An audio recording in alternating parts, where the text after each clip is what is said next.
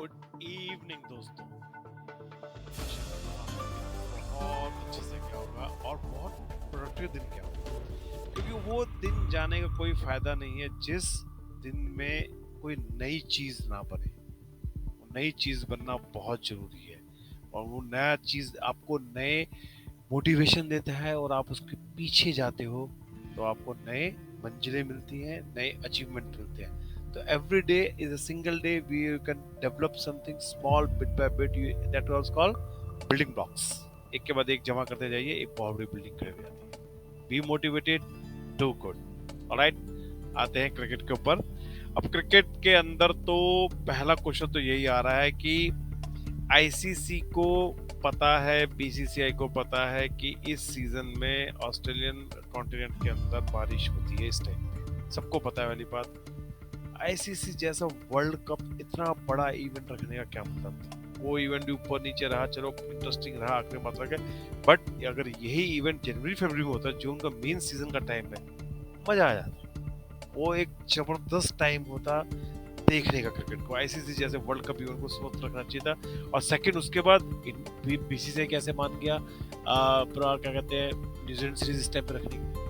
ये तो ऐसा लग रहा है जैसे कि प्राइम वीडियो, अमेजन प्राइम ने जो सी प्रेशर डाला है कि एक सीरीज रखो, हमारे ओटीटी प्लेटफॉर्म में लोग दिखाएंगे तो ग्राहक जमा होंगे। साफ पता लग रहा है कि ये एक प्रेशराइज्ड टूर है जिसका कोई मतलब ही नहीं था। अरे सब थके आ रहे हैं भाई, वर्ल्ड कप एक मेंटली और फिजिकली थकाने वाला इवेंट होता है, लेट देम रेस्ट।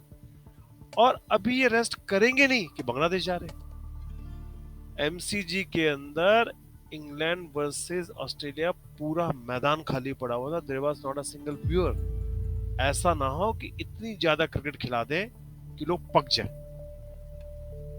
ये बहुत ध्यान रखना होगा दुनिया की जितने भी हमारे एडमिनिस्ट्रेटिव ब्लॉक्स हैं, बीसीसीआई के, आईसीसी को, सब ध्यान रखना पड़ेगा कि भाई जरा इतना खिलाइए। नहीं, हमें हमें तो अच्छा भी है, हमें तो रोज कंटेंट मिलेगा, बट कंटेंट के चक्कर में थोड़ा कि दुनिया पागल हो जाए। तो ये इनको बहुत दे।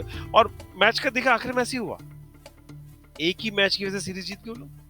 आज का मैच भी बोलो इंद्र भगवान की जय, नहीं तो हम 2-0 से हार जाते। क्योंकि डकवर्थ लुईस भाई साहब ने तो कह दिया था कि भैया आप हार रहे हो, वो तो भगवान का भला हो कि 18 ही ओवर हो गए।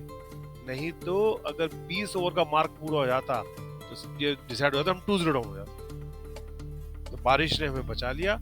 और बैटिंग में भी सब थके हुए, out of sorts kind of लोग दिख रहे थे। शिखर धवन, शुभमन गिल को कुछ भी समझ नहीं आ रहा था सुबह क्या हो रहा था।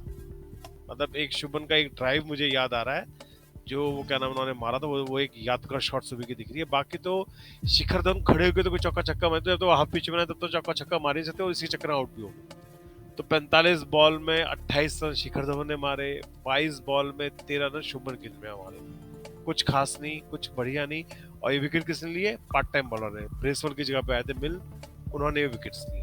अब बताइए, श्रेयस अय्यर कुछ थोड़ा सा बीच में डगमगाए थे, फिर उन्होंने अच्छी इनिंग खेली तो उनकी कैच डेविन कॉनवे ने बहुत बढ़िया, बड़ी दूर से भागते हुए आए थे, ऑलमोस्ट डीप कवर से भाग के आके उन्होंने घेरे के अंदर कैच पकड़ी। बहुत प्यारी गेंद थी। न्यूजीलैंड का सबसे बड़ा डिफरेंस ही यही है, उनकी फील्डिंग। बाकी आप सब में बराबर आ जाओ, वो ऐसे ऐसे कैचेस पकड़ के आउट कर देते हैं, ऐसे ऐसे रन बचाते हैं कि आदमी भचक्का रहता है वो हुआ क्या ही है। और वही आदमी आगे रन बना जाता है जो कैच छूट जाता है। तो ये इनका बहुत बढ़िया एस्पेक्ट उन्होंने पकड़ लिया है कि फील्डिंग के अंदर कोई कोताही नहीं होती, बाकी चीजों पर नीचे हो जाती है, पर फील्डिंग में लोग कोई कोताही बरतते ही नहीं है। ऋषभ पंत नहीं बने हैं T20 और वनडे के लिए, ये धीरे करके वो खुद ही प्रूव कर रहे हैं। हमें कुछ बोलने की जरूरत नहीं है, वो खुद ही प्रूव कर रहे हैं। तो उनको please keep them for 5 days. बाकी दुनिया की लाइन पर लगी पड़ी है, सैमसन बैठा हुआ बेचारा, ईशान किशन बैठा हुआ है, इनको विकेट कीपर बैट्समैन है, इनको चांस दीजिए, let them play, let them give them a chance। बहुत you have already given a very long rope to Rishabh Pant. हो गया ऋषभ पंत का, उसको प्रूव करके वापस आने दीजिए ये वाले आईपीएल के बाद 2023 के, उससे पहले प्लीज बाकी लोगों को मौका दीजिए। सूर्य कुमार यादव भी मुझे ऐसा लग रहा है सिर्फ T20 के लिए बने, क्योंकि वो लंबी उनको समझ नहीं आता 50 ओवर कैसे, उसको तो भैया 20 बॉल में 40 रन बनाने या 30 बॉल में 50-60 रन ऐसे वो खेलते। तो वो यहाँ पर भी एज दे गए, उनको बॉल कुछ भी समझ नहीं आ रही थी, बॉल कहाँ जा रही है क्या जा रही है। दीपक हुडा भी सेम ही थे, कुछ भी समझ नहीं आया क्या हुआ। भगवान भला करे वॉशिंगटन सुंदर का, कि जिन्होंने 64 बॉलों में 51 रन बनाए और एक हमें एक रिस्पेक्टेबल अमाउंट पे लेके आ गए। नहीं तो हम 170 180 में ऑल आउट थे। उनकी वजह से ही यहाँ तक पहुंचे हम, ये बात पक्की है। और उसके बाद न्यूजीलैंड की बैटिंग आई। न्यूजीलैंड की बैटिंग को तो अब हम बोले कि उमरान मलिक का कैसे बात की जाए तो समझ नहीं आ रही। उमरान मलिक को अच्छा बॉलर बोलूं कि बेकार बॉलर बोलूं, कुछ बात समझ नहीं आ रही, क्योंकि इस स्पीड के साथ हल्की सी बॉल मिस होती चौका जाता है। अब इस स्पीड में उनकी एक्यूरेसी बहुत हाई लेवल की चाहिए। अब लड़का क्या मेहनत करेगा आगे, ये तो वही जानता है, हमें तो किसी को आइडिया नहीं है। एक विकेट उनको मिली एंड फिन एलन और डेवन कॉनवे बहुत अच्छे से खेले थे। उनको कोई किसी तरह की कोई परेशानी नहीं थी, बड़े आराम से वो खेल रहे थे। वो मैच जीत भी जाते, बारिश होगी इसकी वजह से मैच हम हार गए और सीरीज बड़ी अजीब सी खत्म होगी। चालू हुई खत्म हुई पता नहीं लगा, जिसमें से 3 में से 2 मैच तो धुल गए। तो क्या हुआ कैसे हुआ किसी को कुछ समझ नहीं आया। सीरीज क्यों थी, सबसे बड़ा तो क्वेश्चन ही सीरीज थी क्यों।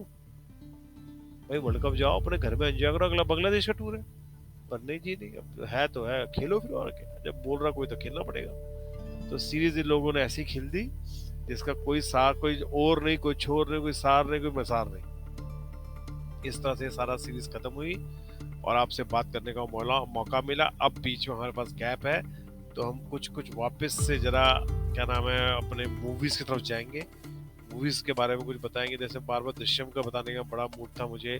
अजय देवगन के बारे में काफी डेटा निकाला भी पीछे मैंने कि अजय देवगन ने कैसे बढ़िया सुपरहिट पिक्चर दी है पीछे, उसके बारे में कुछ बोलना था। कोशिश करूंगा कि अजय देवगन के बारे में कल बोलूं, तो कल आपको अजय देवगन के बारे में कुछ डेटा दिया जाएगा कि इस टाइम पे जो भी कहा जाए बॉलीवुड के सबसे बड़े सुपरस्टार अजय देवगन है, जिन्हें शायद 14 में से 10 या 11 हिटें होंगी, लास्ट 14 में से, वो किसी की भी नहीं।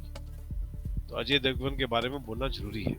ऑलराइट, तो कल आपसे दोबारा मिलते हैं इन्हीं बातों के साथ कि लाइक कीजिए, शेयर कीजिए, सब्सक्राइब कीजिए और प्लीज कुछ तो नुक्ता चीनी निकालो दोस्तों, कमेंट तो करो यार।